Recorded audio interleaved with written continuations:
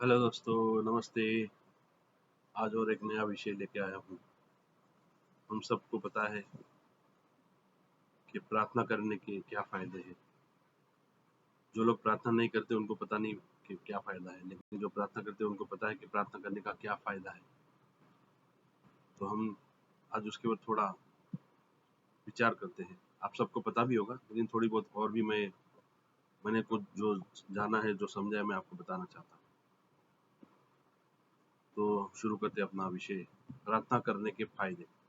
देखिए, आज का मनुष्य और ख़ास करके युवा वर्ग पढ़ लिख कर अभिमानी बन गया है और अब अदृश्य परमपिता परमात्मा पर विश्वास बिल्कुल नहीं करता। फिर वो प्रार्थना क्यों करेगा? जो परमपिता परमात्मा को जानता ही नहीं हो, तो वो उसके उनसे प्रार्थना क्यों करेगा और कैसे करेगा?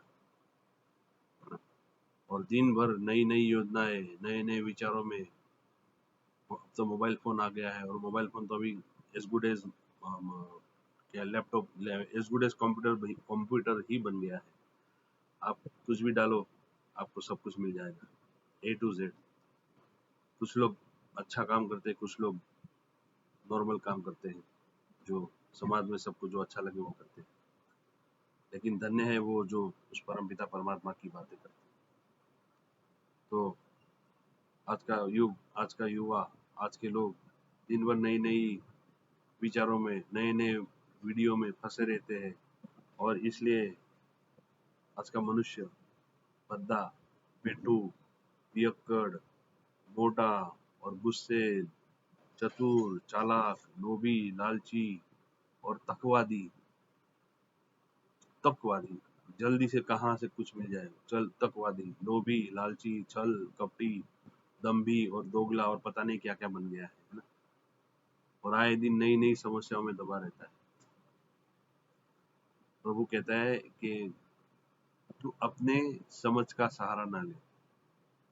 जो कोई अपनी समझ का सहारा लेके चलता है वो अभिमानी है, और जो परमपिता परमात्मा परमेश्वर पे विश्वास करके उनकी आज्ञाओं पर और उनके बताए हुए रास्ते पर चलता है वो धन्य है। उसके काम सफल होते हैं, सफल भी होते हैं और सुफल भी होते हैं। सुफल यानी सुंदर फल वाले। उनका काम, भले चाहे उनकी प्रार्थना का फल तुरंत ना मिले, जब भी उनका फल मिलता है तब वो सुफल होता है। तो मनुष्य नई नई समस्याओं में दबा रहता है, क्योंकि इस लैपटॉप के द्वारा, इस मोबाइल फोन के द्वारा, इंटरनेट के द्वारा नई नई बातें जानता है, नई नई बातें ढूंढते रहता है, देखते रहता है। बहुत सारी चीजें मैं बताना नहीं चाहता हूँ, लोग बहुत सारी चीजें देखते हैं अपने अपने विषय के बारे में। तो फिर नई नई अलग अलग प्रकार की नई नई समस्याओं से दबा भी रहता है। तो क्या आज आप भी बताइए मुझे, क्या कोई भी समस्या से अछूता हो सकता है क्या? तो हमें देखो, हमारा जीवन है, हमारा जो जीवन है, हमारा शरीर है, वो हमें दिन भर तकलीफ देता है। हम शरीर को आराम देने की बातें सोचते हैं, लेकिन हमें आराम मिल ही नहीं पाता। हर हर पल कोई ना कोई समस्या आके खड़ी रह जाती। कभी ये काम छूट गया, कभी वो काम छूट गया, कभी ये बेड ठीक करना है, तो कभी तकिया ठीक करना है, कभी हमने किताबें यहाँ रख दी, कभी वो कर दी, ये कर दी, वो कर दी। हम हमारी खुशी में रह ही नहीं सकते। तो जो आलसी होते हैं वो सबसे बड़े लकी तो नहीं कहलाते, लेकिन उनको कोई पड़ी ना होती, उनको किसी बात की पड़ी नहीं होती। वो अपने बस खाया पिया और आराम से टीवी देखते रहो और बेड पे पड़े रहो या तो सोते रहो, बस वही, और कोई काम नहीं करना। तो हमारा जीवन है परेशानियों का घर। हमारे पास जो सुख आता है, आनंद आता है, वो क्षणिक होता है, थोड़े थोड़े ही समय का होता है। 10 मिनट का, आधा घंटा, 1 घंटा, 2 घंटा, एक दिन का, 2 दिन का, लेकिन कंटिन्यू होता ही, दिन भर कोई आनंद होता ही नहीं है। उस आनंद की क्षण में भी कुछ ना कुछ तकलीफ तो आती ही रहेगी, और तकलीफ के समय में भी कुछ ना कुछ थोड़ी थोड़ी क्षणें आनंद की भी आती ही रहेगी। ये नहीं कि हमारा जीवन पूरा दुख से भरा है या तो सुख से भरा है। दोनों का बैलेंस होना चाहिए। हाँ, किसी को दुख ज्यादा होता है तो किसी को सुख ज्यादा होता है, लेकिन धन्य है वो जो आत्मिक सुख में जीते रहे, जो जिनका मन साधुता में है। यानी साधु जो वो होते हैं कि जिनको कोई सुख दुख की पड़ी नहीं होती, वो संसार से दूर होते हैं, साधु का जीवन जीते हैं, साधु में जीवन जीते हैं। तो धन्य है वो लोग जो साधु का जीवन जीते हैं। लेकिन जो साधु का भेष लेके या उनका अगर उनकी जो लालसा है, जो दया दान दक्षिणा पाने की होती है, कई बाबाओं का, कई लोगों का जो है, कई मंदिरों में, कई चर्चों में, कई कई जगहों में, जहाँ सिर्फ उनका जो मुख्य मुद्दा, मुख्य उनका जो पॉइंट होता है कि ज्यादा से ज्यादा लोग आए और ज्यादा से ज्यादा लोग दान दे, दक्षिणा दे, वो गलत है। दान दक्षिणा गरीबों को देना चाहिए, जो गरीब सचमुच में जो गरीब है, जिनको नीड है, जिनको जरूरत है, विधवा है, अनाथ है और दबे कुचले है या बीमार है, चिंता परेशानी में, उन लोग को मदद करना ही सत्य है। तो चलो, हमारा विषय है कि प्रार्थना करने का क्या फायदा है ना। तो यीशु मसीह कहते हैं, प्रभु यीशु मसीह कहते हैं, मांगो तो दिया जाएगा। तुम मांगते ही नहीं हो, हम मांगते ही नहीं है, क्योंकि हम परमपिता परमात्मा को जानते ही नहीं थे। मैं तो पहले जानता ही नहीं था, तो मैं प्रार्थना ही क्या है वो मुझे पता ही नहीं था। प्रार्थना किसे कहते हैं? जब बाइबल पढ़ी, बाइबल में सारी प्रार्थनाएं दी है वो पढ़ी, लोगों को प्रार्थना करता देखा, तो महीना 2 महीना धीरे धीरे प्रार्थना करना आ गया। तो आज हमारा काम सिर्फ प्रार्थना करना ही है। हम लोगों के लिए प्रार्थना करते हैं, हमारे लिए भी प्रार्थना करते हैं, लोगों के लिए भी प्रार्थना करते हैं, कई लोग चंगे होते हैं। तो प्रभु यीशु कहते हैं कि हे बोझ के दबे हुए लोगों, मेरे पास आओ। यीशु मसीह कहते हैं मेरे पास आओ, बोझ के दबे। हमारा जीवन बोझों से दबा हुआ है, कोई ना कोई चिंता परेशानी या कोई ना कोई जवाबदारी होती है, हमारे हमारे ऊपर बहुत सारी जवाबदारी होती है। कोई चाहे आलसी भी हो, उसके ऊपर भी जवाबदारी होती है, नहाने धोने की, खाने पीने की भी तो जवाबदारी होती है, टीवी देखने भी तो जवाबदारी होती है।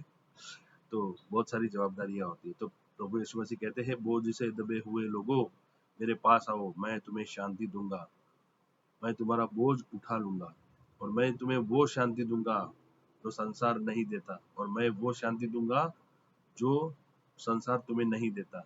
और मेरी शांति सदा काल की होगी, क्षणिक नहीं होगी, सदा काल की। जो यीशु मसीह को, एक बार आपने यीशु मसीह को चख लिया, जान लिया, उनके पास आ गए, तो आपके जीवन में समझ लो शांति आ गई। भले धन दौलत सुख शांति ना मिले, लेकिन आपके पास एक शांति आ जाएगी। हम सब के सब लोग निराधार हैं। जिसके पास यीशु मसीह नहीं है, परमपिता परमात्मा नहीं है, बाइबल नहीं है, वो निराधार है, अकेला है। वो चाहे कहीं पर भी जाए, कहीं कोई भी देवी देवताओं के पास जाए, कोई भी बाबाओं के पास जाए, कहीं पर भी जाए, वो अपने आप को हमेशा अकेला महसूस करे। भले वो पब्लिक को, उनके दोस्तों यारों के साथ, अपने संगतियों के साथ रहेंगे, चलेंगे, लेकिन जब वो अकेला पड़ेंगे तो अपने आप में वो पूछ भी ना पाएंगा। जबकि हम अकेले होते हैं तो हम परमेश्वर, परमपिता परमात्मा, यीशु मसीह हमारे सबसे करीब होता है, सबसे करीब हमारे दिल में, हमारे हृदय में वास करता है। हमारा शरीर, हमारा जो शरीर है, पवित्र आत्मा का मंदिर है, हमारे अंदर आत्मा रहता है। परमपिता परमात्मा ने और कई पेड़ पौधे, पशु पक्षी में, पत्थरों में या मंदिरों में नहीं वास किया, उन्होंने हमारे अंदर वास किया। अगर मंदिरों के अंदर, मूर्तियों के अंदर या पेड़ पौधे पशुओं, उनके अंदर अगर आत्मा होती तो बातें करता, हमारे संग बातचीत करते, हो हमारा उत्तर देते, हम उनको महसूस करते, हम उनको हाथ पकड़ के उनको बताते, वो भी हमें अपना दुख दर्द बताते, हम भी उनको अपना दुख दर्द बताता। क्योंकि जिनके अंदर आत्मा है तो वो जीवित प्राणी होता है, जीवित प्राणी। और जीवित प्राणी चुप नहीं होता, जीवित प्राणी के अंदर कुछ ना कुछ क्रियाएं होती है। वो देख सकता है, बोल सकता है, सुन सकता है, खा सकता है, पी सकता है। लेकिन मूर्तियों में जान नहीं होती। मूर्तियों को आंखें होती है, देख नहीं सकती, मुंह होता है, खा पी नहीं सकती, बोल नहीं सकती, कान होते हैं, सुन नहीं सकते, हाथ पैर होते हैं, सुन चल हाथ हिला नहीं सकते, पैर होते हैं, वो युगों युगों तो वैसे ही खड़े के खड़े ही रह जाएंगे, बैठे हो तो बैठे ही रहेंगे, सोते हो तो सोते ही रहेंगे। ऐसी मूर्तियां जो होती है, तो मूर्तियों के अंदर आत्मा नहीं होता। आत्मा आपके अंदर और मेरे अंदर और सारे मनुष्य, सारे सजीव निर्जीव में होता है। प्राणियों में, पशु पक्षियों में, उनमें जीव होता है, उनमें आत्मा, परम पिता परमात्मा की आत्मा नहीं होती, उनके अंदर जीव होता है। क्योंकि उनके अगर आत्मा होती तो वो उनके अंदर बुद्धि होती, परमपिता परमात्मा की उनका कार्य करने की बुद्धि होती। तो मैं मानता हूँ कि उनके अंदर परमपिता परमात्मा की आत्मा नहीं, लेकिन पशु पक्षियों की आत्मा, उनका जीव होता है। तो यीशु मसीह कहते हैं कि बोझ के दबे हुए मेरे पास आओ, मैं तुम्हें शांति दूंगा। वो शांति जो तुम्हें संसार नहीं देता, वो शांति मैं दूंगा, और मेरी शांति तुमसे अलग कभी नहीं होगी। तो जब हम दृढ़ता से और लगातार अपने आध्यात्मिक पूज्य यीशु मसीह को अपना पूज्य गुरु मान के, अपना पिता परमेश्वर मान के, अपना हम उनके चेले मान बन के उनके पास जब प्रार्थना में विश्वास में स्थिर होकर प्रभु यीशु से प्रार्थना में ध्यान केंद्रित करें, तो हम अपने ललाट पर और हमारे ऊपर का जो ये हिस्सा है ना, वो उसमें रक्त का प्रवाह बढ़ना शुरू हो जाता है। आप प्रार्थना करोगे, आप प्रार्थना करके देखो, आपके इस वाले इलाके में, ये जो इलाका है, आपको गुदगुदी होना शुरू हो जाएगी। मैं जब भी प्रार्थना करता हूँ, मेरा ये जो इलाका है, ये जो इतना हिस्सा है, गुदगुदी होना शुरू हो जाता है। मैं अभी भी बात कर रहा हूँ तो मेरे जो ऐसा लगता है कि मेरे बाल को हिला रहा है। तो ये हम जब प्रार्थना करते हैं परमपिता परमात्मा की भी, परमपिता परमात्मा सर्वव्यापी है, सर्वज्ञ है। वो एकदम, क्या कहते हैं, रचकण, एकदम एकदम छोटे से लेके जो अणु परमाणु होते हैं ना, उसमें जो न्यूट्रॉन प्रोटॉन होते हैं, वो भी परमपिता परमात्मा की अंश। तो एक सुई की एक नोक के ऊपर करोड़ों एटम होते हैं।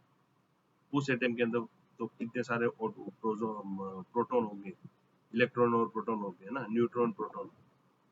तो वो भी सब परमपिता परमात्मा के अंश है। तो जब हम प्रार्थना करते हैं, उनसे लगातार प्रार्थना करते हैं, विश्वास करके यीशु मसीह से प्रार्थना में ध्यान केंद्रित करते हैं, तो हम अपने ललाट और अपने लोब और अपने आगे के सिंगलुट में रक्त के प्रवाह को बढ़ाते हैं, जिससे हमारे मस्तिष्क का जो भावनात्मक केंद्र है, हमारे मन के अंदर जो भावनात्मक केंद्र होता है, उसके अंदर रक्त प्रवाह की जो गति होती है, वो कम हो जाती है, वो शांत हो जाती है। जब आप चिंता करते हो, जब आप परमपिता परमात्मा से या यीशु मसीह से प्रार्थना नहीं करते हो, तो आप क्या करते हो, आपके पास जो भी आपके पास काम आता है, जो भी आपके पास चिंता परेशानी आती है, तो आप अपना मन, अपनी बुद्धि दौड़ाते हो, आप अपनी बुद्धि से दौड़ते हो, अपनी बुद्धि से सोचते हो, विचारते हो। तो आपका जो भावना का जो केंद्र है हमारे अंदर, मस्तिष्क में जो भावना का, बुद्धि का जो केंद्र है, और उसके अंदर हजारों करोड़ों नसें होती है, उसके अंदर रक्त का प्रभाव यहाँ से वहाँ भटकता है, ये वो, और उसके अंदर हमारा सर दर्द होना शुरू हो जाता है, हमारा सर भारी भारी हो जाता है। इसका कारण ये है कि जब हम अपनी बुद्धि से, अपनी शक्ति से, हमारे अपने विश्वास के ऊपर, अपने खुद के ऊपर विश्वास करके जब हम कोई काम सोचते हैं, परमपिता परमात्मा का नहीं, उनका सहारा लिए बगैर जब हम सोचते हैं, तब हमारे दिमाग में एक भारीपन सा हो जाता है। हम चिंतित पड़ जाते हैं, और हमारी आंखें सोच विचार में पड़ जाती है कि ऐसे करूँ, वैसे करूँ, ये करूँ, वो करूँ, क्या करूँ, देखो। उसमें कुछ काम सफल होता है, ज्यादा से ज्यादा काम विफल होता है। और वही काम सफल करने के लिए आपको बहुत सारे घोड़े दौड़ाने पड़ते हैं, कई तरह की ट्रिक लगानी पड़ती है, चालाकी करनी पड़ती है, लोभ लालच ईर्ष्या जलन, यहाँ वहाँ ये सब करना पड़ता है। लेकिन जब हम परमपिता परमात्मा के से उनसे प्रार्थना करेंगे, तो हमारा मन, आप प्रार्थना करके देखो, आपका मन शांत हो जाएगा। जब हम प्रार्थना करोगे, परमपिता परमात्मा से बातचीत करोगे, तो आपके मन में एक प्रकार की शांति आ जाएगी, एक सामर्थ्य आ जाएगी, ताकत आ जाएगी। फिर आप सोचोगे, हाँ यार, मेरा जो बोझ है वो परमेश्वर के पास चला गया। अब उनकी मर्जी, जब वो उनका उत्तर दे, जब भी उनका फल दे, तो आपके ऊपर से जो आपके सर के अंदर, जो आपके भावनात्मक केंद्र में अंदर जो करोड़ों नसों के अंदर आपका जो खून बहता था, जो खून यहाँ वहाँ भटकता था, है ना, क्योंकि उसको उसे भी कोई रास्ता नहीं मिलता है। तो वो वाला जो हिस्सा है, वो हम जब हम प्रार्थना करते हैं परमपिता परमात्मा से, तो हमारा मन शांत हो जाता है ना। तो हमारे मस्तिष्क के भावनात्मक केंद्रों में रक्त प्रवाह की गतिविधि कम हो जाती है। इससे हम ऐसी प्रतिक्रिया देने की क्षमता विकसित करने में मदद मिलती है, जो हमारे अड़ोस पड़ोस, हमारे मित्र, हमारे भाई बहन, हमारे सगे, हमारे जो बिजनेस करते हैं उनके संग के साथ जो भी हम व्यवहार करते हैं, वो व्यवहार बनाए रखने में और खराब निर्णय से बचने में हम बच जाते हैं। अगर हम अपनी बुद्धि से हम करेंगे काम, हमारे ही मन से काम करेंगे, तो हम क्या करेंगे, हम सामने वाले को दबाने की कोशिश करेंगे, उसको फुसलाने की कोशिश करेंगे, उनके गले, हमारी बातें उनके गले में उतारने की कोशिश करेंगे, चाहे सही तरीका हो चाहे गलत तरीका हो। लेकिन जब आप प्रार्थना करोगे तो आप सामने वाले से सही तरीके से ही काम करोगे, क्योंकि आप परमेश्वर पे मानते हो, उनको मानते हो, परम पिता परमात्मा को मानते हो, परम ब्रह्म को मानते हो। आप उसके डर से आप हमेशा सीधे रास्ते से ही काम करोगे और आपका काम कभी विफल नहीं होगा। आपको शुरू में लगेगा कि कुछ नुकसान हो रहा है, लेकिन आगे जाके फ्यूचर में वो ही काम आपको बहुत ज्यादा फायदा देगा। लेकिन जब आपने अपनी मन बुद्धि से जो काम किया, बिना प्रार्थना किए जो काम किया, वो काम के अंदर आपको कोई ना कोई नुकसान आएगा, या तो फिर आपने कोई गलत तरीका उसमें इस्तेमाल करना ही पड़ेगा। तो मैं कह रहा हूँ कि आप प्रार्थना करिए। यीशु मसीह कह रहा है कि बोझ के दबे हो मेरे पास आओ, मैं तुम्हें शांति दूंगा। मांगो तो दिया जाएगा, खटखटाओ तो खोल दिया जाएगा। यीशु मसीह कहते मैं द्वार पे बाहर खड़ा हूँ, कौन अगर जो खटखटाएगा तो मैं भीतर आके उसके संग उसकी मेज पे बैठ के भोजन करूंगा। यीशु मसीह का वायदा है। और मैंने जब ये पहली बार ये वचन पढ़ा तो मैंने बोला यार ये तो बहुत जबरदस्त बात है कि प्रभु मेरे साथ मेरे घर में मेरे आके मेरे मेज पे बैठ के भोजन करेंगे। वो अदृश्य रूप से आएंगे, शारीरिक रूप से नहीं आएंगे, अदृश्य रूप से आएंगे, कोई ना कोई परिस्थिति के रूप में आएंगे। आप खुद महसूस करोगे। एक बार आप भी प्रार्थना करके देखिए और सच्चे मन से प्रार्थना करिए, मांग के देखिए, पश्चाताप करके प्रार्थना करिए। आप पहले तो पश्चाताप करना है कि हमने जो भी पाप किया, जो भी गलती की, हम बहुत दिन में बहुत सारी गलती करते हैं। मेरी प्रार्थना बिना बिना पश्चाताप की नहीं होती। शुरुआत हम करते हैं, प्रभु हमारे पापों को क्षमा करिए, मैंने आपके विरुद्ध बहुत सारे पाप किए, परम पिता परमात्मा मैं आपके विरुद्ध बहुत सारे पाप करता हूँ, मुझे पापों को क्षमा करिए। फिर हम यीशु मसीह के लहू से पवित्र होते हैं, यीशु मसीह का लहू हमें पवित्र करता है। तो सर से लेके पाँव तक हम यीशु मसीह का लहू लगाते हैं, और जब हम पवित्र हो जाते हैं फिर हम धन्यवाद देते हैं यीशु मसीह को, पिता परमात्मा को धन्यवाद देते हैं। फिर हम हमारी प्रार्थना का विषय रखते हैं, फिर हम मांगते हैं कि हमारा फलाना काम करिए। हमारा काम बाद में मांगते हैं, सबसे पहले हम दूसरों के लिए मांगते हैं। कोई बीमार के लिए मांगते हैं, कोई गरीबों के लिए मांगते हैं, किसी को घर नहीं उनको घर मिले, जिनको शादी नहीं उनको शादी हो, जिनको बच्चे नहीं उनको बच्चे मिले, जिनके पास नौकरी धंधा नहीं उनको नौकरी धंधा मिले। उस प्रकार की हम प्रार्थना करते हैं। जिनका मन ध्यान में आता है, प्रभु हमें जिनका नाम दिखाते हैं, जिसका चित्र दिखाते हैं, उनके लिए प्रार्थना करते हैं। फिर बाद में हमारी प्रार्थना होती है। तो प्रभु कहते हैं कि तुम अगर दूसरों की सींचोगे तो आपका अपने आप सींची जाएगी, आपका खेत अपने आप सींचा जाएगा। जब आप अपने पड़ोसी का खेत में आप पानी पहुंचाओगे, आप अपनी पंप से पानी पिलाओगे, तो वो पानी आपके खेत में भी आएगा ना। तो आपका खेत अपने आप सींच जाएगा। तो आप अगल बगल के जितने भी खेत है उनको आप पानी सींचा करो, आप पानी उनको पिलाया करो, तो आपका खेत भी आपके पानी से भर जाएगा। तो इसलिए दूसरों के लिए प्रार्थना करना, उसका फल सबसे पहले मिलता है। सबसे पहले आप ट्राई करके देखिए, आप दूसरों के लिए प्रार्थना करोगे तो आपकी प्रार्थना अपने आप सुनी जाएगी। परमेश्वर जानता है आपकी क्या जरूरत है, और आप सोचोगे, आप खुद आश्चर्यचकित हो जाओगे, आप धन्यवाद करोगे कि कैसे कैसे काम होने लगे। तो आप देखिएगा। इसलिए मैं कहता हूँ कि प्रार्थना करिए। तो प्रार्थना करने का ये फायदा मैं आपके सामने रखता हूँ। प्रभु यीशु मसीह आप सबको आशीष दे और आपकी प्रार्थना का फल जल्द से जल्द दे, और आपको भी यीशु मसीह आपके उनके राज्य में आपको बढ़ाए। यीशु मसीह का हाथ आपके ऊपर बना रहे, आप भी यीशु मसीह को जाने और अन्य लोगों को भी बताए, और आप भी प्रार्थना करिए और आप आपके जीवन में सुख शांति पाए। यीशु मसीह के नाम से मैं आपको आशीष बोलता हूँ। हालेलुया। यीशु के लहू की जय हो। आमीन।